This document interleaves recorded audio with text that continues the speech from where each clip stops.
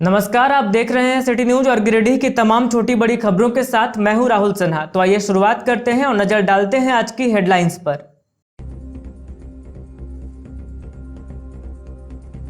जिले के विभिन्न पूजन स्थलों में भक्ति भाव से की गई रामनवमी पूजा। हालांकि पर्व पर इस बार भी कोरोना का दिखा असर। जुलूस, अखाड़ा व अन्य सामाजिक आयोजनों पर प्रशासन ने लगाई है पाबंदी। त्योहारों के मद्देनजर विधि व्यवस्था संधारण एवं कोविड-19 प्रोटोकॉल के पालन को लेकर जिला प्रशासन ने किया फ्लैग मार्च। डीसी, एसपी समेत जिले के कई वरीय अधिकारी रहे मौजूद। कोविड गाइडलाइंस का पालन करते हुए त्योहार मनाने की गई अपील।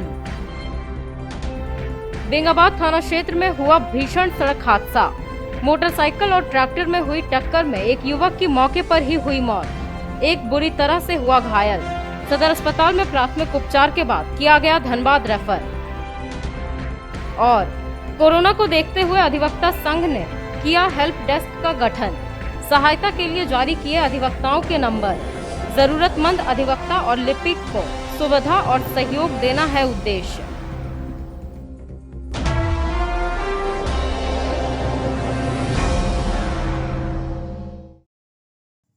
और अब खबरें विस्तार से। कोरोना के कहर के बीच रामनवमी का पर्व बुधवार को सादगी के साथ भक्तिमय माहौल में संपन्न हुआ।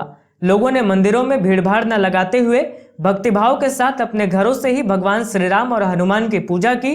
वहीं कुछ एक ने मंदिरों में पहुंचकर मास्क व सोशल डिस्टेंसिंग के नियमों का पालन करते हुए पूजा अर्चना की। इधर प्रशासन भी पर्व में विधि व्यवस्था बनाए रखने को लेकर काफी गंभीर दिखी। गिरिडीह में बुधवार को भक्ति भाव से रामनवमी पूजा की गई। इस क्रम में शहर के बड़ा चौक स्थित हनुमान मंदिर, बरगंडा, पचम्बा स्थित बजरंगबली मंदिर समेत अन्य पूजन स्थलों में बगैर भीड़ लगाए पूजा संपन्न की गई। हालांकि पिछले वर्ष की तरह इस वर्ष भी कोरोना का असर रामनवमी पर्व पर पड़ा और रामनवमी फीकी हो गई। लोगों ने अपने घरों में भक्ति भाव से श्री राम और पवन पुत्र हनुमान की पूजा की और इस महामारी से निजात दिलाने की कामना की। बता दें कि हर वर्ष रामनवमी त्योहार में सुबह और शाम बड़ा चौक से लेकर पूरे शहर में कई स्थानों पर अखाड़ा जमता था और पूरा शहर जय श्री राम के नारों से गूंजता था। लेकिन इस वर्ष कोरोना को देखते हुए जिला प्रशासन की ओर से जुलूस, अखाड़ा, मेला आदि के आयोजन पर प्रतिबंध लगाया गया है।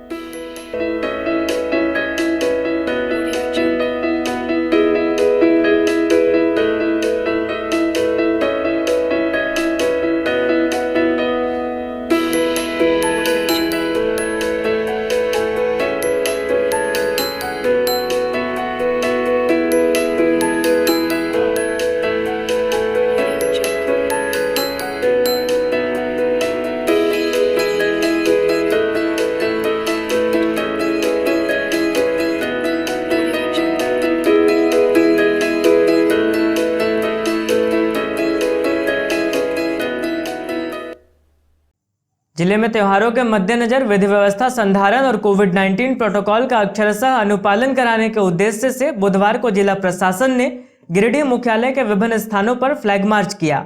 इस दौरान जिले वासियों से इस वैश्विक महामारी में घरों में रहने और कोविड-19 गाइडलाइंस का पालन करते हुए त्योहार मनाने की अपील की गई। आगामी त्योहारों के मद्देनजर विधि व्यवस्था संधारण एवं कोविड-19 प्रोटोकॉल का सख्ती से अनुपालन कराने के उद्देश्य से बुधवार को गिरिडीह मुख्यालय के विभिन्न स्थानों पर जिला प्रशासन ने फ्लैग मार्च किया। इस दौरान बड़ा चौक, टावर चौक समेत दर्जनों स्थानों पर उपायुक्त राहुल सिन्हा के नेतृत्व में की गई इस फ्लैग मार्च में पुलिस अधीक्षक, अनुमंडल पदाधिकारी, अनुमंडल पुलिस पदाधिकारी, प्रखंड विकास पदाधिकारी के साथ साथ पुलिस पदाधिकारीगण एवं पुलिस बल के जवान मौजूद थे। मार्च के दौरान उपायुक्त ने जिलेवासियों से अपील करते हुए कहा कि इस वैश्विक लड़ाई में सबकी सहभागिता जरूरी है। राज्य सरकार द्वारा जारी दिशा निर्देशों का अक्षरशः अनुपालन सुनिश्चित करें और जिला प्रशासन द्वारा उठाए जा रहे महत्वपूर्ण कदमों एवं इससे संबंधित किए जा रहे कार्यों में सहायता करते हुए अपनी सहभागिता सुनिश्चित करें। उपायुक्त ने सभी से घर में रहने तथा कोरोना गाइडलाइंस के अनुपालन करने की अपील की।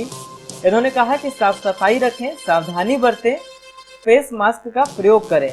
उपायुक्त ने कहा कि कोरोना वायरस को नियंत्रित करने के उद्देश्य से राज्य सरकार तथा जिला प्रशासन पूरी तरह सजग एवं तैयार है। आप सभी से अनुरोध है कि जिला प्रशासन द्वारा जारी दिशा निर्देशों का अनुपालन करें।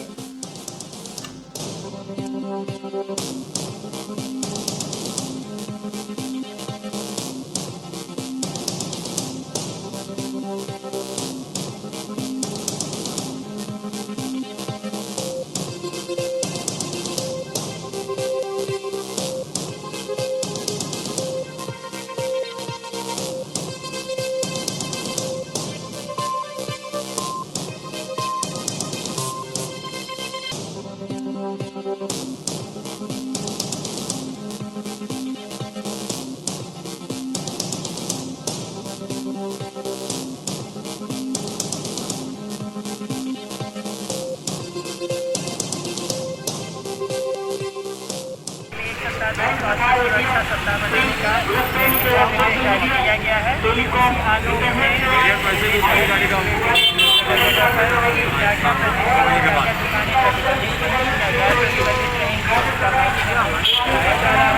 सभी गणमान्य से अनुरोध रहेगा।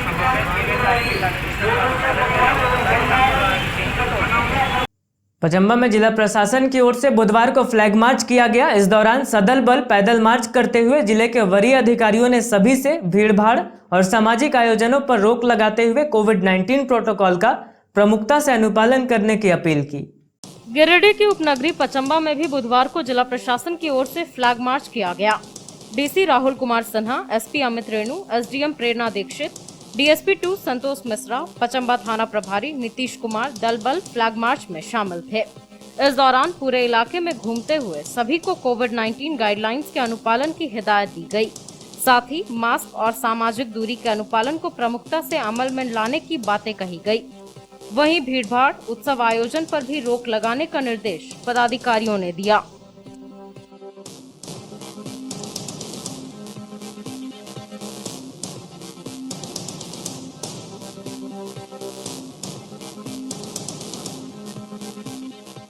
बेंगाबाद थाना क्षेत्र के गोबरीडीह में एक ट्रैक्टर और मोटरसाइकिल के बीच हुई जोरदार टक्कर में मोटरसाइकिल सवार करनपुरा निवासी एक युवक की मौके पर ही मौत हो गई। वहीं एक अन्य युवक बुरी तरह से घायल हो गया।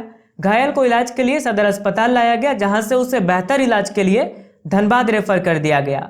वहीं 100 का पोस्टमार्टम गिरिडीह सदर अस्पताल में करवाया गया। बेंगाबाद थाना क्षेत्र के गोबरीडीह में बुधवार को एक भीषण सड़क हादसा हुआ। हादसे में एक युवक की मौके पर ही मौत हो गई। वहीं एक अन्य घायल को इलाज के लिए सदर अस्पताल लाया गया, जहां से उसे बेहतर इलाज के लिए धनबाद रेफर कर दिया गया है। बताया गया कि बेंगाबाद थाना क्षेत्र के करनपुरा के रहने वाले लोकल दास का 17 वर्षीय पुत्र हेमलाल दास और करीम अंसारी का 18 वर्षीय पुत्र सोनू अंसारी अपनी एवेंजर बाइक से किसी काम से छोटकी खरगडीहा से गोबरीडीह की ओर जा रहा था। इसी बीच एक गिट्टी लदे ट्रैक्टर से इनकी मोटरसाइकिल की जोरदार टक्कर हो गई। घटना के बाद ट्रैक्टर चालक ट्रैक्टर छोड़कर फरार हो गया। घटना में सोनू अंसारी की मौके पर ही मौत हो गई। वहीं हेमलाल दास बुरी तरह से घायल हो गया। घायल अवस्था में हेमलाल को 108 एम्बुलेंस के माध्यम से सदर अस्पताल लाया गया, जहां से बेहतर इलाज के लिए उसे धनबाद रेफर कर दिया गया है।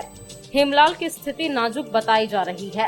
इधर पुलिस ने मृतक के शव को पोस्टमार्टम के लिए सदर अस्पताल भेजा और मोटरसाइकिल और ट्रैक्टर को अपने कब्जे में ले लिया है।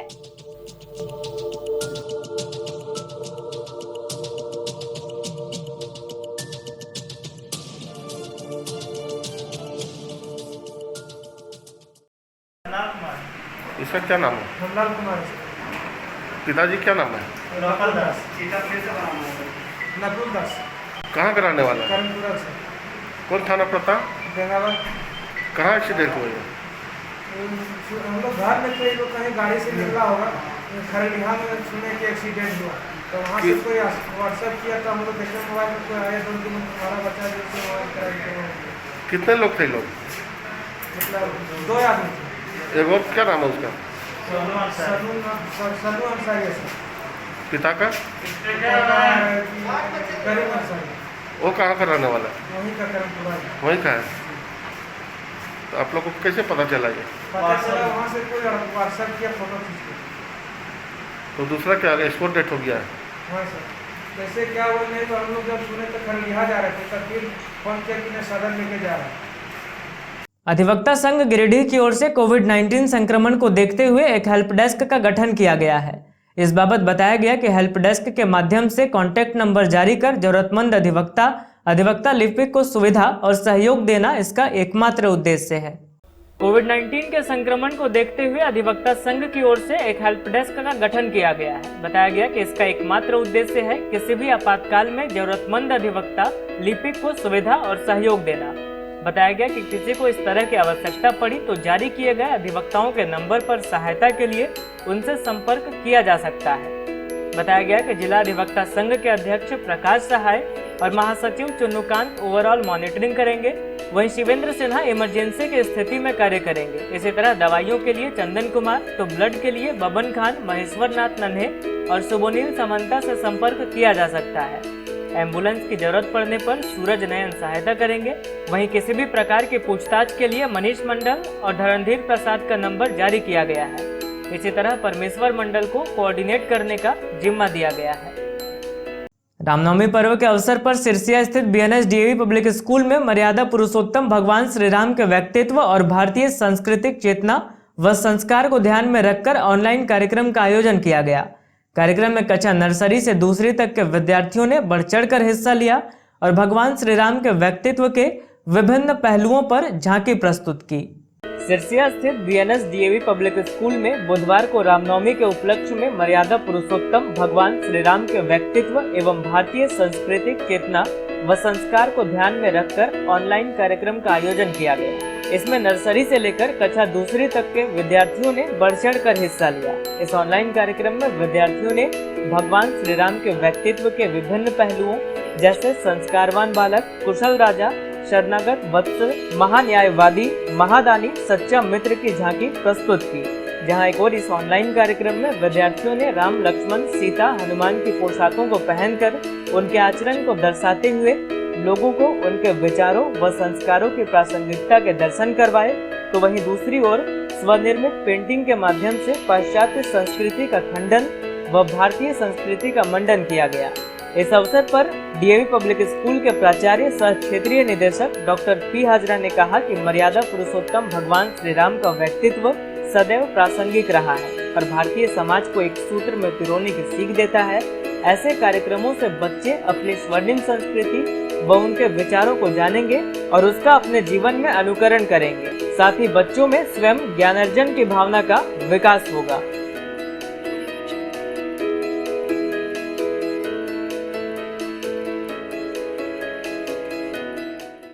पिछले कई दिनों से हो रही गर्मी के बाद बुधवार की शाम मौसम ने अचानक अपना मिजाज बदला। तेज हवाएं और बेमौसम हुई हल्की बारिश के साथ मौसम सुहाना हो उठा और उमस भरी गर्मी से लोगों ने राहत की सांस ली। एक बार फिर से मौसम ने करवट बदला और बुधवार की शाम अचानक ठंडी हवाएं चलने लगी। आसमान में बादलों ने डेरा डाल लिया और गरज बरस के साथ आसमान से बेमौसम बारिश हो गई। हल्की बारिश से मौसम सुहाना हो उठा और उमस भरी गर्मी से लोगों ने राहत की सांस ली। बता दें कि पिछले कई दिनों से सूरज सुबह से ही तेवर दिखा रहा था। दोपहर में तेज गर्म हवाएं चल रही थी, लेकिन बुधवार की शाम मौसम का मिजाज बदला और आसमान में बादलों ने डेरा डाल लिया। हवाओं में भी ठंडक महसूस की गई। इससे मौसम खुशगवार हो गया। लोगों को गर्मी से कुछ हद तक राहत मिली। मौसम विशेषज्ञों के अनुसार मौसम में उतार चढ़ाव फिलहाल लगा रहेगा। भारत स्वाभिमान न्यास की ओर से कृष्णानगर में स्वामी रामदेव बाबा के 27वें संन्यास दीक्षा दिवस पर योग और यज्ञ कार्यक्रम का आयोजन किया गया। इस दौरान गुरु दक्षिणा भी एकत्रित की गई, जो बैंक के माध्यम से संस्था के खाते में भेजी जाएगी। भारत स्वाभिमान न्यास की ओर से स्वामी रामदेव बाबा के 27वें संन्यास दीक्षा दिवस पर कृष्णानगर में योग एवं यज्ञ कार्यक्रम का आयोजन किया गया। हालांकि कोरोना को देखते हुए बहुत कम लोगों के साथ यज्ञ कार्यक्रम संपन्न कराया गया। यज्ञ भारत स्वाभिमान न्यास के जिला प्रभारी नवीन कांत ने करवाया। वहीं कार्यक्रम में पतंजलि योग समिति के जिला प्रभारी परमेंद्र कुमार, युवा भारत के रणधीर कुमार गुप्ता, प्रभात कुमार खेतान, प्रणव कुमार, गीता बर्णवाल आदि उपस्थित हुई। बताया गया कि इस दौरान गुरु दक्षिणा भी एकत्रित की गई, जो बैंक के माध्यम से सीधे संस्था के खाते में भेजी जाएगी। ओम आज का ये कार्यक्रम परम पूज्य स्वामी जी के संन्यास दीक्षा के अवसर पर, परम पूज्य स्वामी जी का आज 27वां संन्यास दीक्षा दिवस है, जो कहते हैं कि एक जन्म उनके माँ के गर्भ से हुआ तो दूसरा जन्म ये संन्यास का जन्म है और सन्यासी जीवन दूसरों के कल्याण के लिए होता है।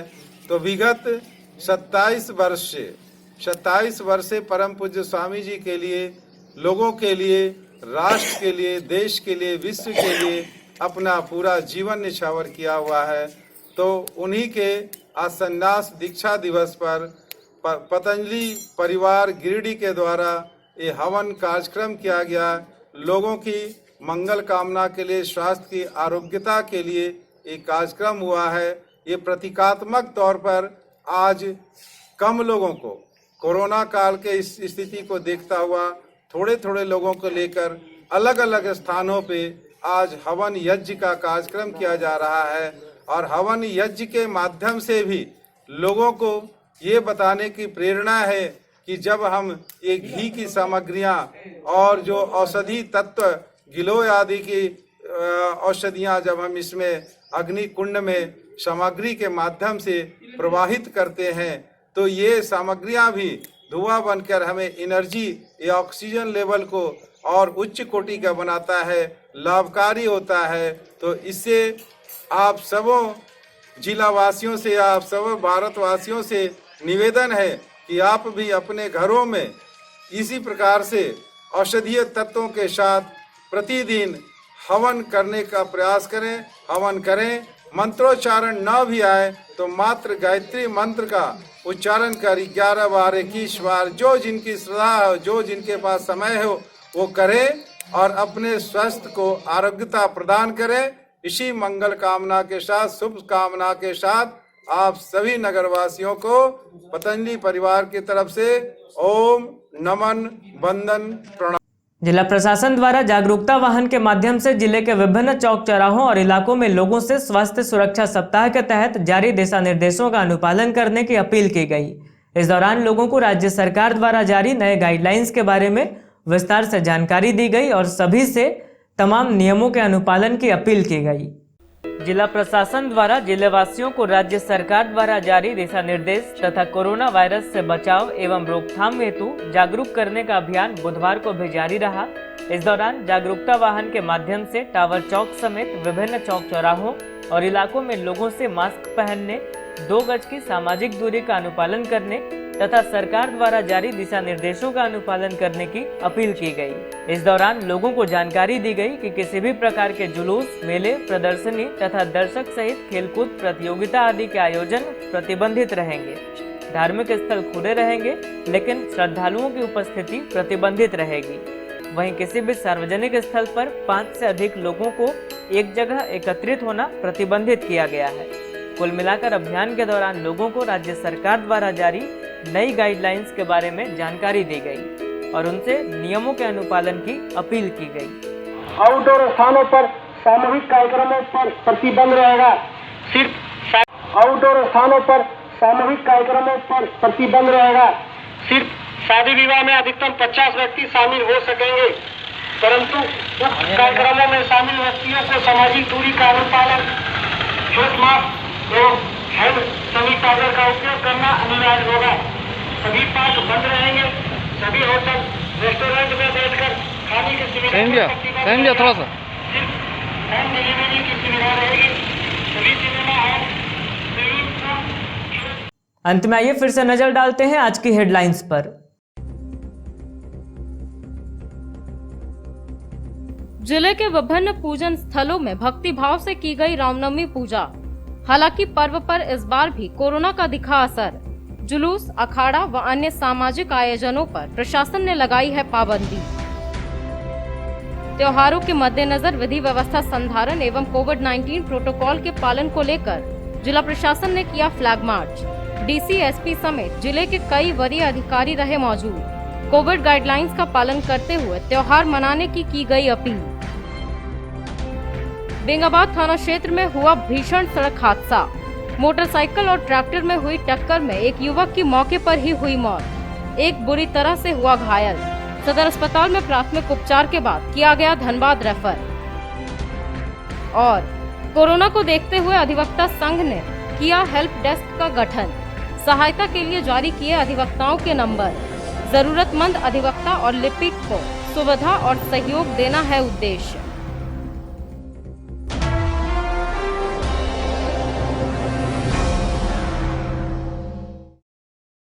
तो आज के अंक में बस इतना ही। अगले अंक में फिर होगी मुलाकात कुछ अन्य खबरों के साथ। तब तक दीजिए हमें और हमारी पूरी टीम को इजाजत। नमस्कार।